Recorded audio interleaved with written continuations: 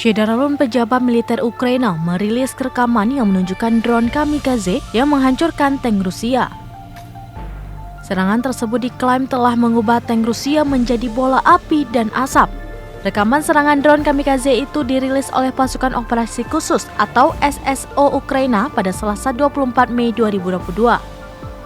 SSO mengatakan pasukan operasi khusus drone kamikaze menghancurkan penjajah Rusia. Dikatakan dalam tank tersebut terdapat tentara Rusia. Ada 2 orang tentara Rusia tewas dalam serangan tersebut. SSO mengklaim berdasarkan pasukan di lapangan, tentara Rusia diketahui sedang minum-minum di salah satu sisi tank. Mereka terkejut dengan serangan drone kamikaze milik Ukraina. SSO menjelaskan drone kamikaze modern yang dilengkapi dengan bahan peledak yang kuat menyerang bagian tank dan menyebabkan kerusakan parah.